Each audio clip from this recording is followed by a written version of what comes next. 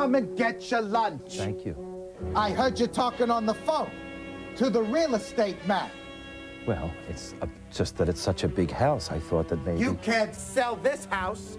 I built this house. I stained this house. I primed and I painted this house. It's enough I have to take care of you. Well, perhaps you don't remember when you were younger, I took care of you. I cleaned up after you wherever you went. If you went on the sofa or you went on the chair, I was there cleaning up. I got so good at removing all of your stains. All I remember hearing was Mother and Father saying, "Whatever happened to baby Stain?" Stain schmay. I'm through. Tomorrow you can start to work. Now eat your lunch.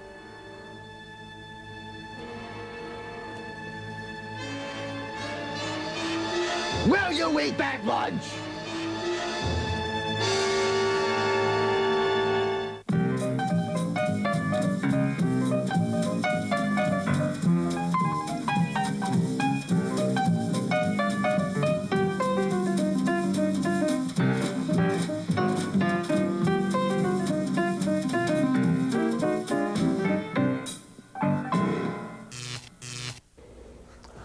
Hi, welcome to Furniture to Go. I'm Joe L'Erario. And I'm Ed Feldman. I And love this. This week we have a popular armoire. That's poplar. Oh, that too. What's an armoire? Another name for a closet. You can find these in older homes because they have no large closets. And this is a very smart closet. While this is a very stupid closet. You know, a lot of people write and they want to know what is exactly in here.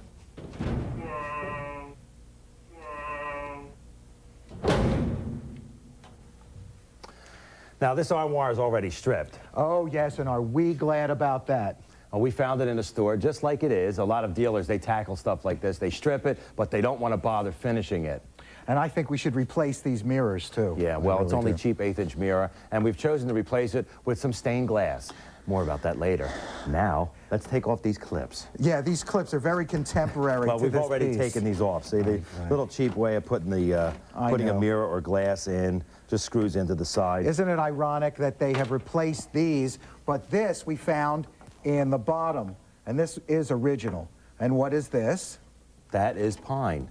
Well, that's what kind of wood it is, but this goes up against here. And this goes into that. And this is the gazinta. And it's for, and it's a pole. For hanging your clothes. Pole for your organza. Now, let's see. Let's pull this out. Look, see? All we got is a piece of cheap mirror here, backed. Look, I can see you. I can see you. I know you. Oh, I know you. Hey, look, if you look all the way in there, I can see you all the way. Oh, my See God, that? I see there's too many L'Erarios. Whoa, look at all those Feldmans. Let's put these away. Okay. Scrubbing. Oh, look how pretty it is. Oh, I put all my kids through school scrubbing It's like pretty this. ugly. Look at this. We got a nail here. Yeah, there's a lot of little interesting facets to this armoire. I'm going to nip off some of the nail. Excuse me? And then we'll just bang it in. Ah, there. Here's something interesting. Although it may be a poplar armoire, look at the bottom piece here. Wait, does anyone know what kind of wood that is? You're Oak. correct. It's oak. A circle gets the square. Hey, you're kind Just of like think a of Butch me- Paul.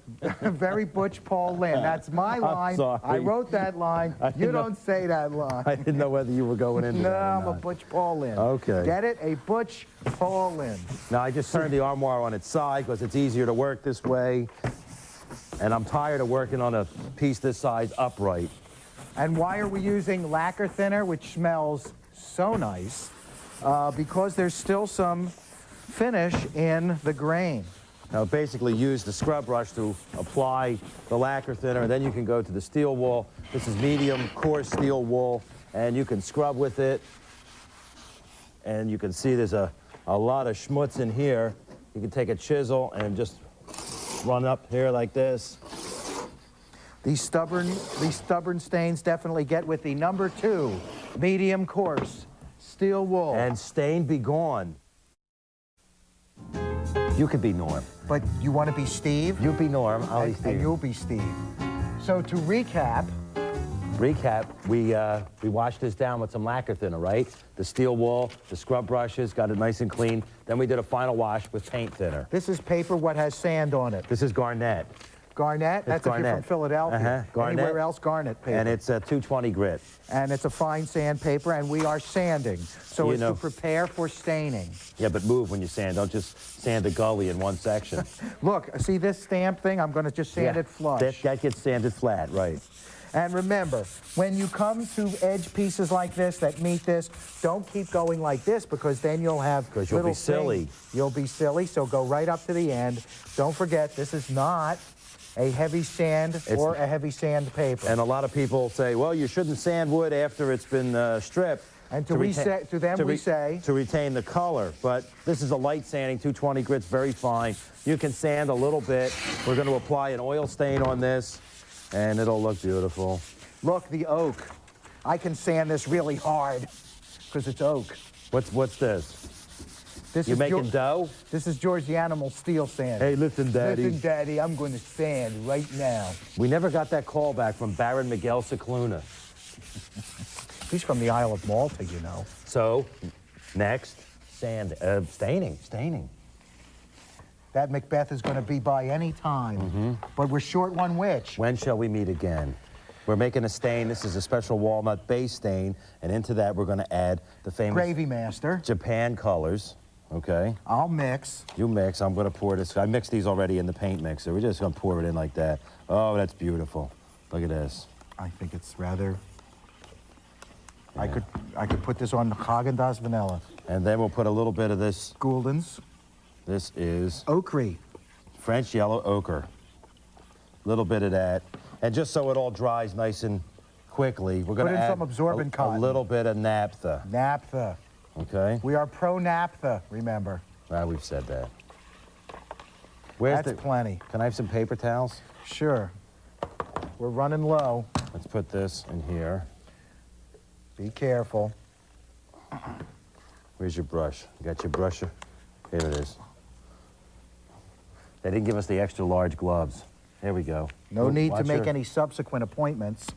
This is recycling. Oh, that's too much yellow. Looks beautiful. Okay, let's go then. I like it. I like it. So first I'll slather it on, and as I go down, you'll have to dab in all these turnings. Look over here. Wait a minute. They're looking at me first. No, they're not. No, yes, they are. Hey. I can't get a word in edgewise. Cameras roll. We're going to have a fight. See this? This is stamped. That is, it wasn't carved. All those things are stamped, which makes us believe, A, it is not a true antique, and B, we don't have to really be careful with it because it was a cheap piece of whatever to begin with. They call them appliques or appliques. Appliques, please. Now you apply this stain on here. This is an oil-penetrating stain. Oh, and I dropped the brush. All America says he's not a refinisher. He just plays one on television. You did that all the time when you had your business. Well, that's when I was in things. I was in people's homes, and it just would skitter across the floor, and they'd say, "Get out." Can I have some paper towels? Certainly. Now I'll follow my brush work with a wipe, and when I wipe, if you let this sit on for a while, it'll penetrate a little bit more, or you can wipe it off. You can wipe it off, and as you wipe off, you will reveal the grain. Aren't we lucky? Look down here. It looks a lot prettier than it did before, doesn't it? The oak looks just as fine as the poplar. I'm so glad and a little surprised. Once again, not everybody. There's a guy in Missouri doesn't know what a spit coat is. Well, we're going to tell you what a spit coat is. He said, "Show me." If he shuts up for a minute, I'll tell you what a spit coat is. Okay? This is shut up. This is a 3-pound cut. Right. Right? 3-pound orange. 3-pound orange. From Israel. Now, look, just like, do you see how thick that is? It's thick, and it's too thick to work like that. You'll botch up the job. So what we've done was we diluted it with 5 parts alcohol. You are diluted with alcohol. Put in 1 part of the shellac, 5 parts alcohol, and you get what is called the spit coat. See, it's not that thick at all. Guy from Missouri just called. Still don't know. I used to paint this over cuts when you got a cut while woodworking. But why spit coat? Spit coat is a sandwich affair. It comes between one thing and another. When you don't want to bring up alcohol-based stain, when you apply a top coat of varnish or something, you want to put a barrier in between, and that is the spit In coat. between? In between. Am I right or wrong? You're absolutely right. See, he always looks at me and says, I wonder if he's going to screw this No, it's just that there's explanation so up. many words come out. Some of it is information, and then others make room for jokes. Well, I was going to be a lawyer, but I didn't want to make $13,000 a year. So you put the spit coat on to seal the oil stain in. And look, if you look over here, you see how beautiful the oak element on my door comes out, because that's got a golden background, and this kind of imparts that golden color. Now Frankly, it makes it look better than the poplar. This is, But in what fact, can you a do? sealer coat, and then after that, we'll put on a finish coat of lacquer. Hey, remember all that other stuff we put on that armoire? Well, this is the last thing we put on. It's lacquer. I love the way when we open the scene, you always jump right in there. Get right to the point. Big sign says recap. Uh-huh. Okay, now we got some lacquer here, and we're going to tone it with a little bit of the burnt sienna. This is a Japan color, so you can mix lacquers with it and make colors, make stains, make paints. Sort of a layering effect. Whatever you like. See, now We're not going to obscure the grain. We're just going to add to it. we're going to atone. You want to make fun of my people? Now, just you in go case ahead. I don't you care. take- Get you. This is what's called the fisheye destroyer. Never be able to buy appliances again. And you put a couple drops in there, and that's in case there's any kind of silicone infection. You won't see it on the 'cause you know television. You know what silicone infection looks like. It looks like Richard Boone. It's like the texture of his face. You know, Have Gun Will Travel. Now we put this into a Probably strainer. the ultimate anti-hero in all of Western mythology. Paladin. First name, Wire. Now we do this. Now we put a little bit of lacquer thinner just to thin it down, because this is a toner. And this is the spray gun. Tighten this. Now I got to put this on. I have misplaced my mask, so I'm going to use this. There we go.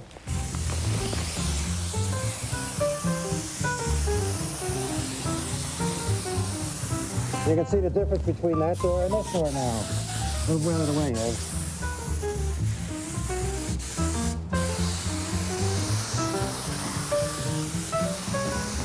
With this, you can even up all parts. Let me go over here. At the end of every show, it should say, don't try any of this at home or anywhere. You see that? Gives a nice luster. Something you would be proud of, I'm sure. I'm gonna tell you. Hey, Joe, what do you have to say? We have a guest. Yes, we do. We have a talented guest. He's Tim. Tim Callanan of Callanan Stained Glass. What a surprise. He's going to show us how to make stained glass. Now, here's a beautiful piece here. You can see it. It's been fabricated for the door, and it's even echoed the curve on the top molding Look there. at that. You really did a great It's a job. beautiful on it. piece, Tim. Let's see how you did it. You have it How you laid doing out today, here. by the way? I'm doing great. Good. Now, you've got something that's laid out kind of like a paint-by-numbers deal here. Right.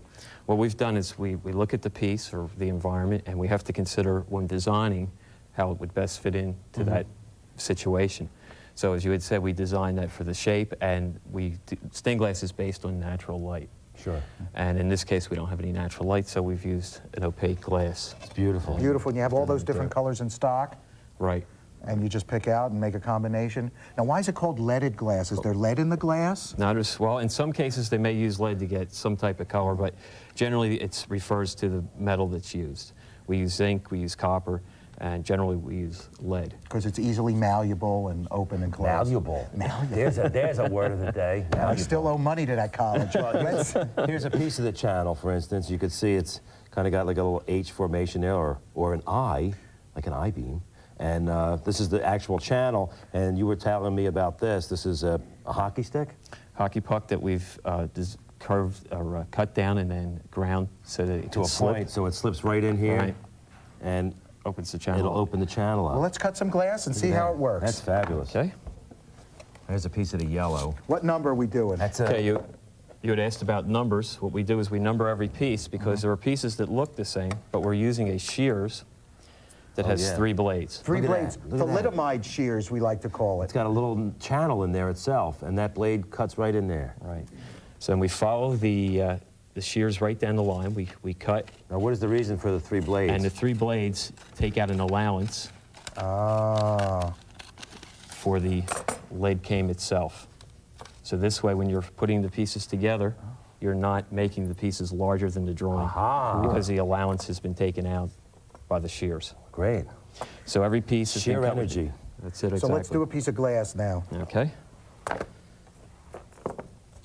And when you're cutting a pattern, you want to use as little material as possible, and you also want to make as few cuts as possible. So there we've eliminated, in this case, 2 cuts. Right. Okay. You put that on just using a regular glass cutter and you just eye it up? Regular glass cutter, that's all the industry has used. Those who've served apprenticeships for decades. You've been doing this for a while, huh? Right. How many? Since I was about 6 years old. Wow. But how far? It goes back to generations? And I'm 4th generation. Right? Fourth generation. We've been doing this for what? Yeah, about an hour. Yeah. Now we cut this, cut this. Okay, that's what we call the score. Score. And the break is when we open the score. Whoa! I would never try that myself. Scrape. So now you got a piece cut. Where's that piece going to go? Well, that would go down in number 11. That would go here. And you want to be careful that you don't get cut, because when you get cut with stained glass, it's a real pain. Okay, then we take the glass, we move it into the lead itself. Take this knife, which is originally a saddle cutter's knife, slide the lead in along the piece of glass. Super. And we take either a saddle nail or a horseshoe nail. Place that there. Then we line this up. So you're just like tacking it all together. So it's holding everything in place. Wow.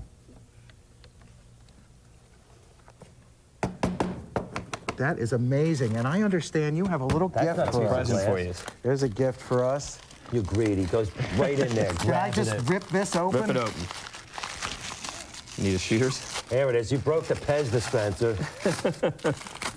This is so you guys don't get out of hand. Finger cuffs. Hey, this is great. Hey, look. Tim Callanan. He knows what he's doing. We don't. Go. There you go. There you go. Can't even get it. Yeah.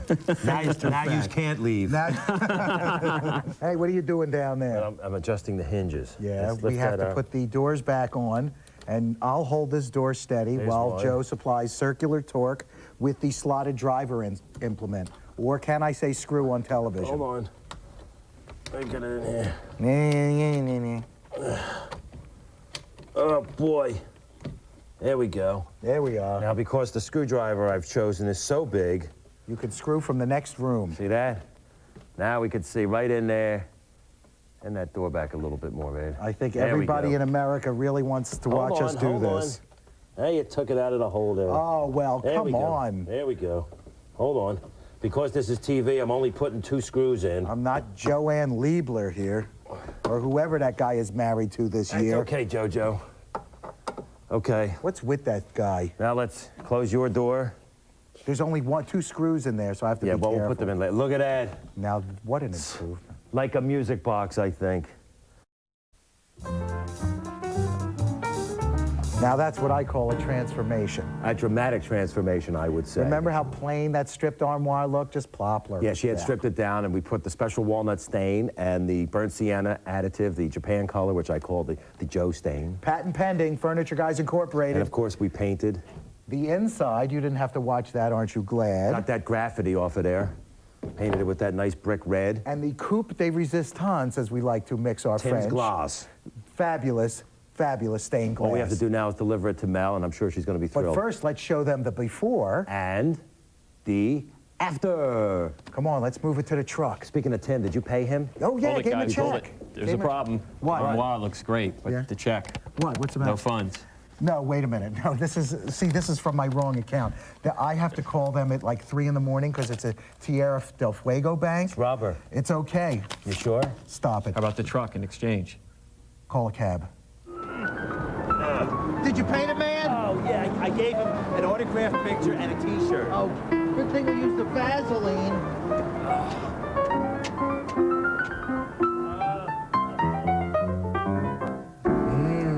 Let Mel do the You'd be a Vanna. much better Vanna, Mel. Oh, okay. There you go, see? We're here with Mel Fisher. She runs and Findings. owns Findings, yeah, Third and Race in Philadelphia, PA. What do you think?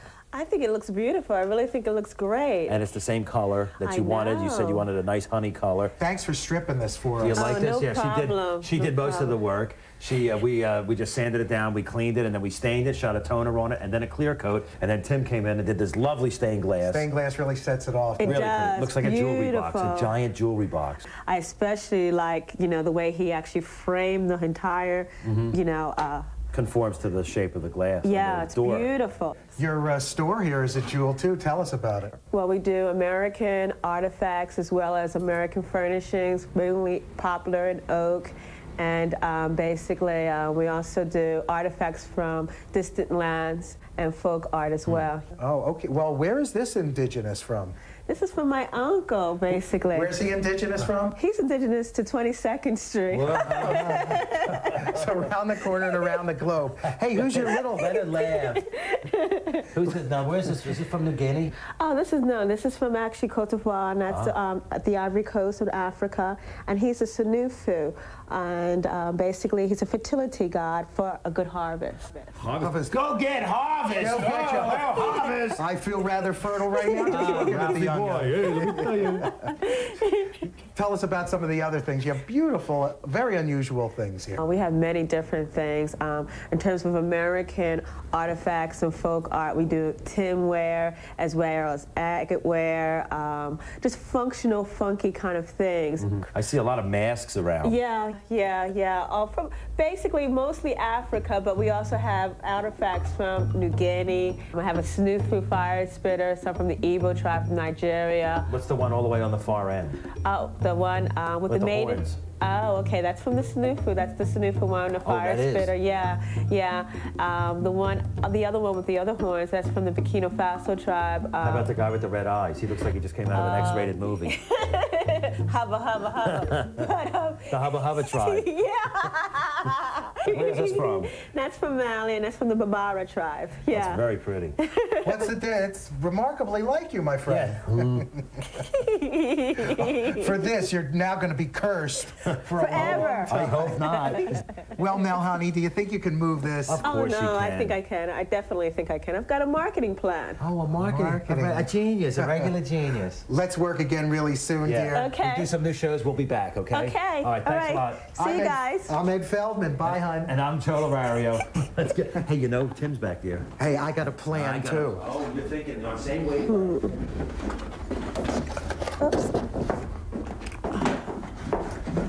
That's exactly what I've been looking for. Be nice to your furniture.